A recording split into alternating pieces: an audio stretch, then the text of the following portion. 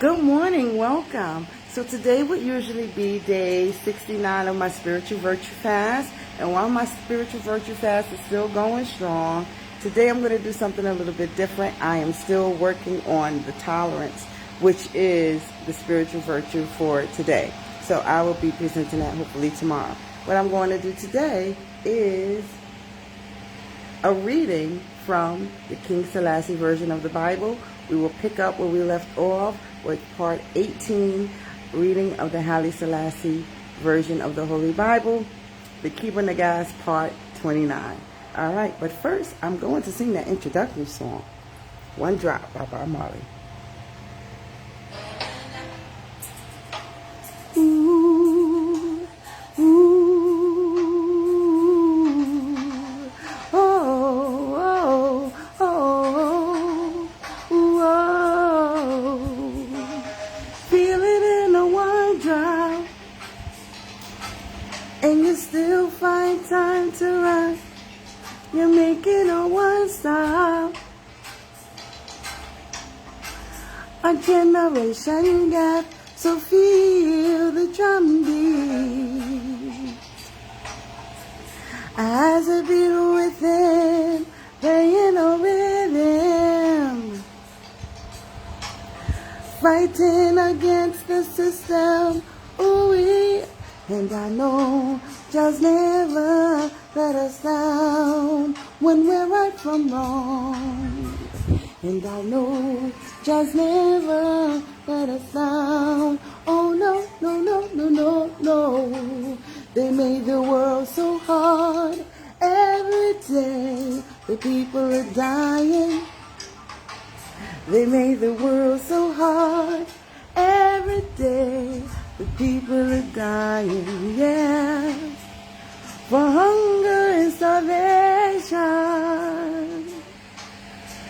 lamentation, narrated in Revelation. You'll find your redemption. It must give us the teaching of His Majesty, 'cause we don't want no devil philosophy. Give us the teaching of His Majesty, 'cause we don't want no devil philosophy. And feel it in a one drop, and we still find time to rock. You're making a one stop. Oh, a generation gap. So feel the drum beat. Ooh, as we be within, playing a rhythm. Oh, fighting against ism and schism, singing that I know just never let us down when we're right from wrong. And I know just never let us down. Oh no, no, no, no, no. They made the world so hard. Every day, every day. They made the world so hard. Every day, all day, day, day, day, day, day, day, day, all day, J, J, J, J, J, yeah, all day.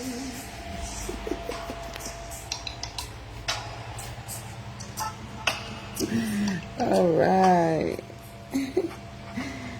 I was really distracted with that one. My mind was everywhere. I don't know if you could tell.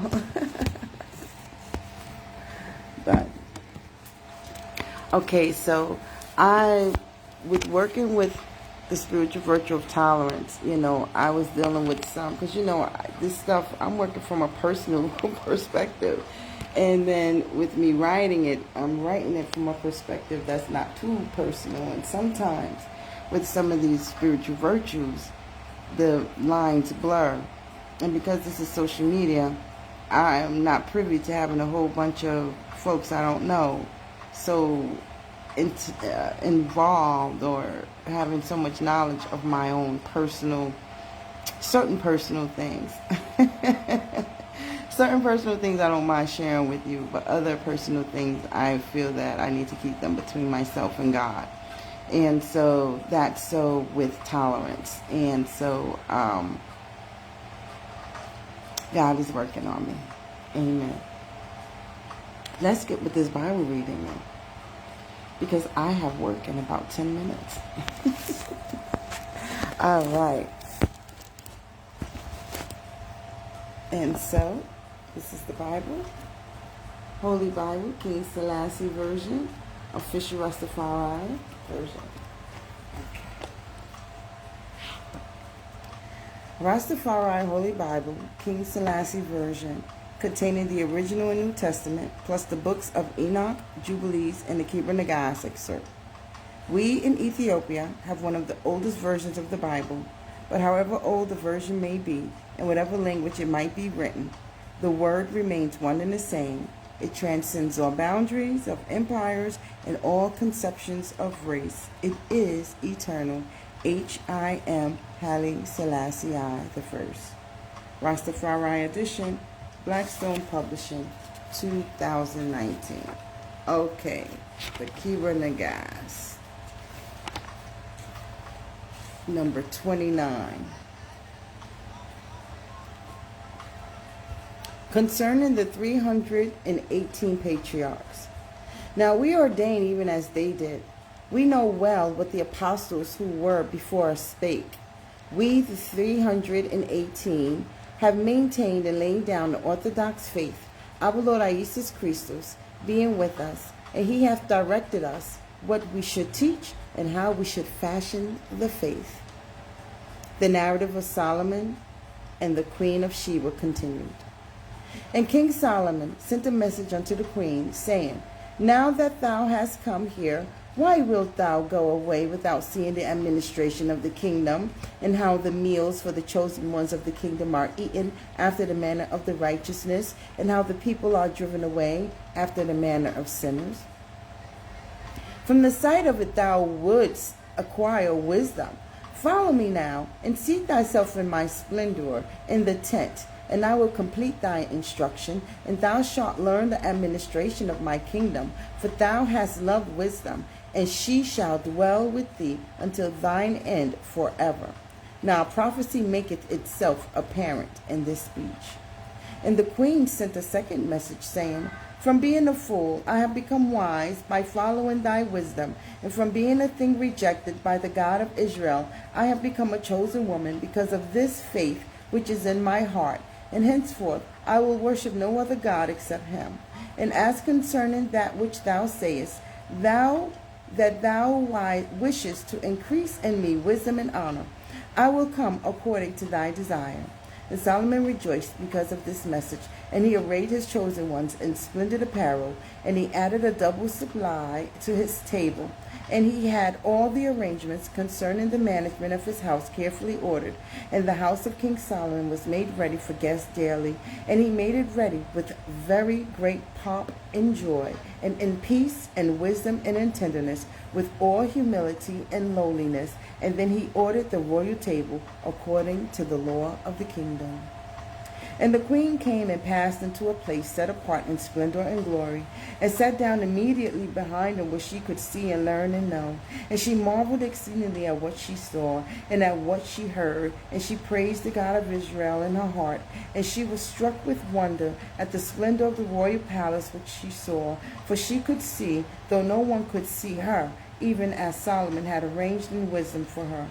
He had beautified the place where she was seated, and he had spread over it purple hangings, and laid down carpets, and decorated it with miskat or muscats, and marbles, and precious stones. And he burned aromatic powders, and sprinkled oil of myrrh and cassia round about, and scattered frankincense and costly incense in all directions.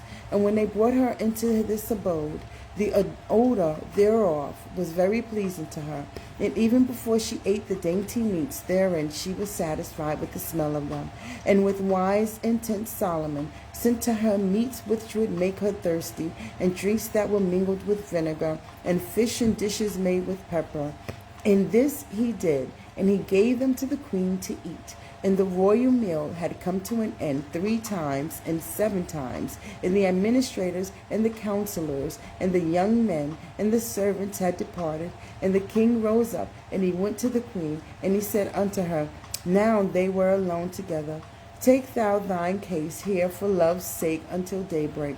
And she said unto him, swear to me by thy God, the God of Israel, that thou wilt not take me by force. For if I, who according to the law of men am a maiden, be seduced, I should travel on my journey back in sorrow and affliction and tribulation.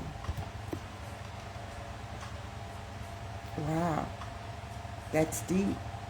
So we see here that the reading starts off with the 318 patriarchs saying that there's a certain way that they've been instructed on how to teach and how to fashion the faith. And then continues with the narrative of Solomon and Sheba. He called onto her, wanted her to come. She came and enjoyed wonderful. He had the whole scenery set out for her, scents of aromas. The food was delicate and delicious, and she ate and had a wonderful time. And then they were alone, and he came to her, and she said, swear to me that you will not take me by force. Amen. Stay tuned till we read number 30, concerning how King Solomon swore to the king, the Kebra Nagast of the King Selassie version of the Holy Bible. Thank you, and God bless.